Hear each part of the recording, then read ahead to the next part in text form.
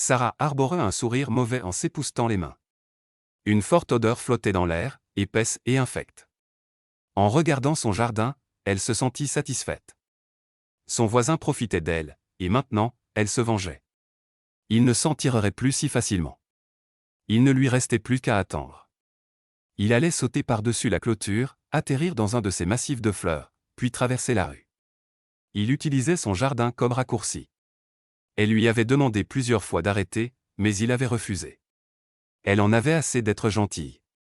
Au fil des semaines, elle avait étudié de près les habitudes de l'homme. Si tout se passait comme prévu, il sauterait la clôture d'une minute à l'autre. Elle était impatiente. Elle avait tout planifié dans les moindres détails. Aujourd'hui, elle allait enfin lui donner une bonne leçon. Cet homme avait piétiné son jardin à sa convenance, et il allait apprendre à ses dépens. Un sourire aux lèvres, elle observa l'homme se hisser au-dessus de la clôture. Et comme tous les autres jours, il atterrit dans son parterre. Le cri de l'homme résonna dans le petit jardin jusqu'à sa maison. Satisfaite, la vieille dame posa sa tasse sur le comptoir et se dirigea vers la porte. Il était tombé droit dans son piège. Mais avant de commencer, n'oubliez pas d'aimer la vidéo, de vous abonner et d'activer la cloche de notification pour ne rien manquer des nouvelles histoires. Sarah Jacobs, ancienne marine, vivait sa meilleure vie à Phoenix, Arizona. Retraitée depuis quelques mois, elle profitait d'une vie tranquille en banlieue. Même si elle venait d'arriver, ses voisins l'avaient bien accueillie. Sauf un.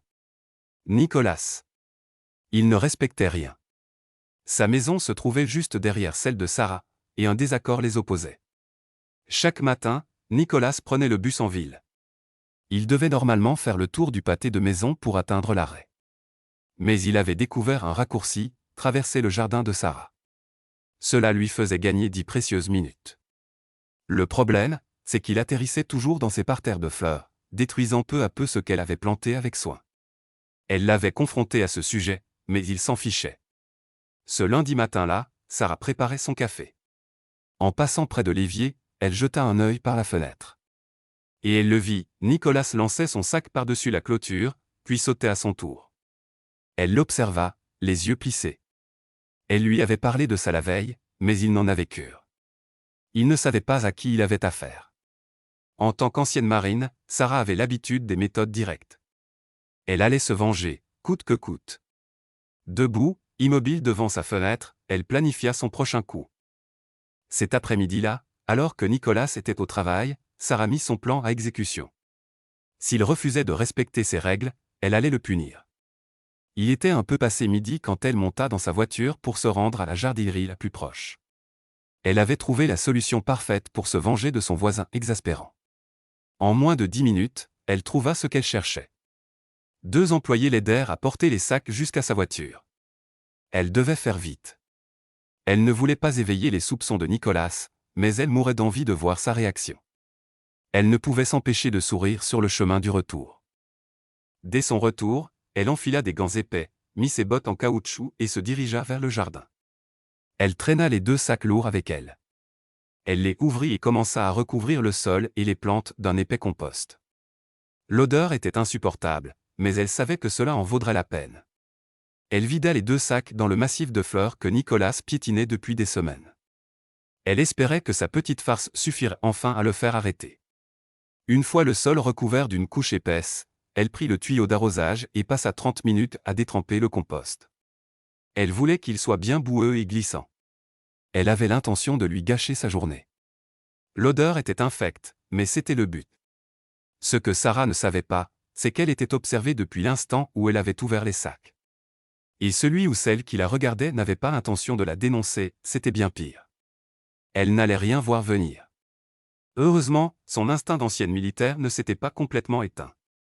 Elle sentit que quelque chose n'allait pas. En se retournant brusquement, elle scruta le jardin. Le vent s'était levé, emportant l'odeur nauséabonde plus loin. Elle pensait que c'était une bonne chose. Elle avait tort. Un nouveau danger, inattendu, approchait. Sarah se sentait mal à l'aise. Elle scrutait les environs sans rien voir, mais elle savait qu'elle ne devait pas baisser sa garde. 2 yeux globuleux l'observaient à distance. La créature était rusée et patiente. Beaucoup sous-estimaient son intelligence, et Sarah faisait la même erreur. L'étrange animal n'était là que pour une raison, le compost. Attirée par l'odeur, la bête s'était introduite sur la propriété. Mais Sarah ignorait encore que sa vengeance allait se retourner contre elle. Le jeu du chat et de la souris commença. La créature attendait que Sarah se détourne. Mais Sarah ne comptait pas se faire avoir. La bête, affamée, devint impatiente. Elle se rapprocha, glissant d'une branche à l'autre. Elle ne pensait qu'à se nourrir. Et Sarah semblait un repas parfait. Plus elle approchait, plus sa respiration s'accélérait. Elle se léchait les babines. Elle préparait son attaque. Elle avait déjà fait ça des centaines de fois, mais jamais face à une proie comme Sarah. L'instinct de la vétérane s'affola. Elle sentait le danger sans en connaître l'origine. Tous ses muscles se tendirent. Elle vit alors un mouvement dans un coin de son œil. C'était le moment. Une fourrure brune traversa la pelouse en direction du compost. Par réflexe, Sarah se lança. Elle voulait voir de quoi il s'agissait. Son corps bougea par pur réflexe, guidé par l'entraînement militaire. Elle intercepta la créature et la regarda droit dans les yeux. Ce qu'elle vit la laissa perplexe, ce n'était pas ce qu'elle imaginait. L'animal s'immobilisa lorsqu'elle se plaça entre lui et le compost. Sarah souffla. Ce n'était qu'un rat brun. Était-ce vraiment ça, le danger qu'elle avait ressenti? Peut-être que ses instincts la trompaient. Mais à ce moment précis, un bruit sur sa gauche la fit se remettre immédiatement sur la défensive. Une horreur s'empara d'elle. Elle avait déjà connu ce genre de menace lors d'une mission. Elle se souvenait de patrouilles dans le désert, à l'affût de mines. Un souvenir lui revint. Elle savait maintenant quoi faire. Un serpent surgit d'un buisson, non pas pour elle, mais pour le rat.